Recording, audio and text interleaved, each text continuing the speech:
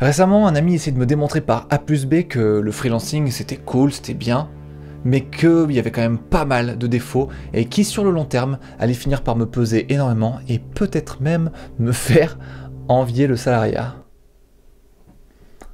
Mollo mollo. Hein. Du coup, suite à cette conversation, j'ai listé tous les défauts dont on avait parlé et je les ai séparés en deux catégories. D'une part, les défauts qui sont effectivement des défauts, que je reconnais, très pénibles, et d'autre part, les choses qui selon lui étaient des défauts, mais qui pour moi n'en sont absolument pas, des choses que j'adore et qui font que chaque jour j'aime ce statut un peu plus. Dans cette vidéo, je vais donc du coup vous présenter 5 points qui sont donc pour beaucoup considérés comme des défauts, mais qui pour moi sont des trucs que j'adore énormément. C'est parti. Et on commence avec ce premier point qui fait frémir la majeure partie d'entre vous, mais que d'autres sont ok pour considérer comme un vrai avantage. Donc ce premier point, c'est le fait que le cadre de travail change tout le temps. En effet, à chaque fin de mission, à chaque fois que vous changez de client, c'est un redépart à zéro de tout plein de choses. Vous changez de lieu de travail, vous changez très certainement d'horaire parce que personne ne fait à peu près les mêmes horaires, vous changez d'équipe, vous changez peut-être de stack technique, les technos que vous allez utiliser, etc., etc. Et pour beaucoup, ça, c'est un enfer sans nom. Surtout qu'en fonction de la durée de vos missions, ça peut vous arriver entre 2 à 10 fois par an. Et franchement, au bout d'un moment, effectivement, ce manque de stabilité, ça peut peut-être courir sur le système. Pas sur le mien. Moi, franchement, j'adore ça, parce que rien ne me fait le plus peur au monde que de m'enfermer dans une routine, et puis de laisser passer comme ça le temps, et puis à un moment de se réveiller et de se dire « Oh, ça fait 5 ans que je fais ça, et je m'en suis pas du tout rendu compte. C'est quoi ça? Ces 5 ans, ils sont passés où ?» Voilà, ça, c'est ma grande crainte, c'est ma grande frayeur. Peut-être infondée, peut-être qu'en fait, il n'y a pas de problème à ça, mais moi, en tout cas, je ne veux pas vivre ça. Là, chaque changement de client, c'est l'occasion rêvée de faire le point, de se questionner sur le segment précédent, ce qui était bien, ce qui était pas bien, et puis d'en tirer des conclusions et d'améliorer un peu les choses par l'avenir. Vous vous enfermez pas dans un truc qui va pas bouger comme ça pendant très longtemps. Là, vous avancez en permanence et vous avez tout le temps du recul. C'est super cool. La partie la plus compliquée avec ça, c'est certainement celle qui consiste à changer de collègue tout le temps. Parce que les collègues, on s'y attache. Ça, c'est certain. Vous arrivez à un endroit, les équipes c'est entre 5 et 10 personnes, et forcément sur ces 5 ou 10 personnes, il y a un buddy ou deux avec qui vous entendez vraiment très bien, et que vous allez devoir abandonner, parce que lui il va partir d'un côté, vous de l'autre, ou alors il va continuer dans cette boîte, et vous non, mais quoi qu'il arrive, vous vous séparez. Mais c'est pas grave. Le fait de plus travailler ensemble ne veut pas forcément dire que vous coupez les ponts et que vous voyez plus du tout. Bien sûr que non, justement. Vous pouvez vous recontacter, vous prendre des verres après à l'extérieur, etc. Continuer de vous revoir quand bon vous semble, faire des soirées ou je ne sais quoi. Je ne veux pas vous apprendre à gérer vos amitiés. Mais en tout cas, quitter son lieu de travail, c'est pas forcément synonyme de ne plus voir les personnes de ce travail-là. Bien sûr que non. Et en plus, vous allez dans un nouvel endroit, et vous avez la chance de rencontrer plein d'autres nouvelles personnes qui vont éventuellement enrichir votre réseau, votre cercle de connaissances et votre opportunité de pouvoir faire la fête tout le temps. Vous voyez ce que je veux dire? La noche, la noche. Donc pour moi, ce premier point n'est absolument pas un défaut. Changer régulièrement de client, de lieu de travail, de routine, etc. c'est super enrichissant. Et donc je pense qu'on peut directement passer au point suivant parce que celui-là on est d'accord que c'est un non-défaut.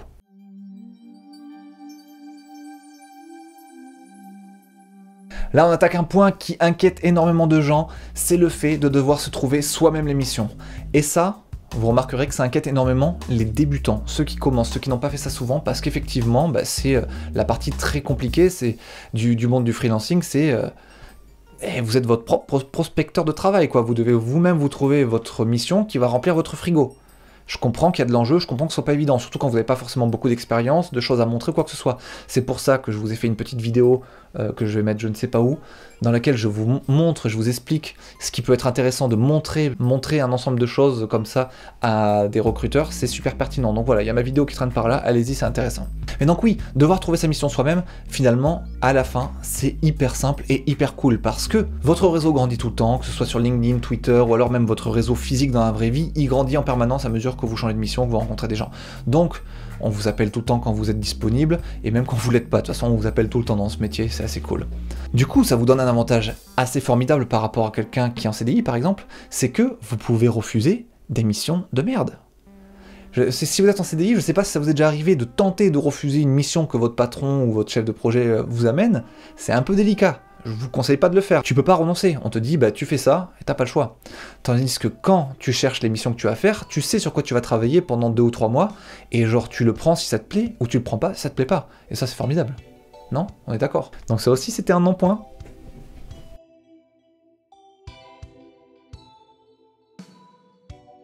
Le point numéro 3, il est complètement ancré dans l'actualité, on ne pouvait pas mieux tomber, car c'est le point qui dit qu'on peut très facilement se retrouver sans travail. Notre mission peut s'arrêter du jour au lendemain, un client peut annuler sa mission juste avant qu'on la commence, donc du coup il faut que vous retrouvez une nouvelle mission très très vite pour combler ce trou, quoi. Et ça, trouver sa mission, même s'il y en a beaucoup, ça se fait pas en 2-3 jours. Hein, les process sont un peu longs, donc ça prend une dizaine, quinzaine de jours. En général, vous le faites avant d'arriver à la fin de votre mission, mais si votre client a annulé le truc au dernier moment, vous l'avez un peu dans l'os, et dans ces cas-là, vous vous retrouvez effectivement avec des périodes où vous ne travaillez pas, et vous n'aviez pas forcément prévu de pas travailler. Et bien ça faut l'accueillir à bras ouverts, c'est génial. C'est exactement mon cas en ce moment. J'ai une mission qui s'est arrêtée abruptement à cause du Covid. Là, j'ai pas de travail en ce moment. Je sais très bien que je vais en retrouver bientôt, ça me fait pas du tout peur. Et même en vrai, je vais pas vous mentir, je ne cherche pas de travail en ce moment parce que je suis très content de pouvoir faire pas mal de YouTube en ce moment, de pouvoir me former sur plein de nouveaux trucs. Et c'est en ça que c'est super justement de pouvoir se retrouver sans taf du jour au lendemain. C'est que, bah, ok, why not? De toute façon, on gagne beaucoup d'argent via ce métier, donc on n'est pas vraiment... dans l'obligation de travailler H24 toute l'année, hein. Donc quand moi ça m'arrive ce genre de truc de me retrouver sans taf, bah... chill, ok, c'est cool. Je vais faire autre chose, je vais faire des vidéos, je vais faire un jeu vidéo que j'avais envie de faire depuis très longtemps et que j'ai jamais fait, je vais lire des bouquins, je vais faire des choses chouettes, je vais changer un petit peu mon quotidien, et cette respiration dans mon année, c'est un truc super positif qui va me permettre de prendre encore une fois du recul, de réfléchir à la vie et de m'assurer que je vais vraiment dans la direction dans laquelle je veux aller, quoi. Encore une fois, ça fait peur quand t'es débutant, parce que tu te dis oulala, putain, j'ai plus de travail, c'est galère, je gagne pas assez d'argent et tout, mais très vite, tu te rends compte que ça va, l'argent, c'est pas ce qui manque. Donc ça aussi, c'était un non-problème. On passe au point numéro 4 qui me revient très très souvent dans la tête quand je parle avec des gens, justement. Ils me disent « Oui, mais freelance, c'est un peu galère, il faut toujours se former, toujours être à la pointe, parce que sinon t'es plus compétitif, parce que sinon les nouveaux sortants d'école, là, ils vous niquent, ils connaissent les meilleures technologies à la mode et tout. » Mais pas du tout. Déjà, de toute manière, apprendre en permanence, se mettre à la pointe, etc., c'est le contrat implicite qu'on passe avec ce métier de développeur. On est obligé, ça fait partie de notre taf, on passe notre temps à apprendre des nouvelles choses, et on est habitué à ça, et c'est ça qu'on aime, l'air de rien, sinon on ferait pas ce métier. Donc pour moi ça c'est un peu un faux argument. En plus, comme je vous l'ai dit, on passe notre temps à bouger dans des équipes comme ça, qui ont des stacks techniques un peu différentes, donc vous apprenez des trucs par-ci, par-là, etc., vous apprenez un peu partout où vous passez, donc en fait votre savoir il est déjà gigantesque, et c'est pas vrai qu'un étudiant qui sort d'école avec la dernière technologie à la mode est meilleur que vous, ou alors sera plus compétitif et tout, c'est faux. Parce que cette technologie-là, nous, fort des années et des années d'expérience qu'on a, et de par le fait aussi qu'on fait sans arrêt de la veille, qu'on voit les trucs arriver petit à petit, on les sent, quoi. Donc s'il y a vraiment un truc intéressant qui arrive dans le game, eh ben on se penche dessus à un moment donné, et on le maîtrise en 10 ou 20 fois plus de temps que ne le maîtriserait un gars qui sort d'école, et surtout on a tout le bagage technique autour, toute la connaissance propre à ce métier, on connaît tout, vous voyez, donc ça c'est forcément quelque chose qui manquera à quelqu'un qui sort d'école. Ce savoir périphérique, vous voyez, toute la stack technique, etc., ça c'est un truc qui vaut de l'or, clairement. Et donc quelqu'un qui connaît le dernier framework à la mode, c'est pas quelqu'un qui sera forcément plus compétitif que nous, vous voyez. Et le jour où vous en avez marre d'apprendre des choses, eh bien je pense que c'est le jour où peut-être qu'il est temps pour vous d'arrêter ce métier de développeur, parce que vous avez peut-être envie d'autre chose. Et dans ce cas, il n'y a pas de problème, mais faites autre chose. Mais ce n'est pas un point négatif du métier de freelance. Non, non, non. Non, non, non. Encore une fois, c'était un faux point. Ce qui nous permet de passer au point suivant. J'attends parce que là, il y a quelqu'un qui fait pipi. C'est qui fait pipi? D'accord. Et le cinquième point, comme ferait Passepartout, eh bien, figurez-vous que je ne l'ai pas trouvé. Ah. T'as bien aimé mon intervention? J'étais en train de tourner, mais en tout cas, voilà la star. Ça va mieux. Nickel, elle est super. Je te laisse. Merci beaucoup, à plus tard. Je n'ai pas trouvé, mais j'ai bon espoir pour que l'une ou l'un d'entre vous le trouve et me le mette dans les commentaires, parce que on a tous une expérience de la vie de freelance assez différente finalement. On trouve tous le bonheur en des endroits un petit peu différents. Voilà, donc trouvez-moi un point comme ça et mettez-le moi dans les commentaires s'il vous plaît. Il faut exactement que je me dise ah oui, en effet, ça les gens disent que c'est nul, mais en fait c'est trop bien. Voilà.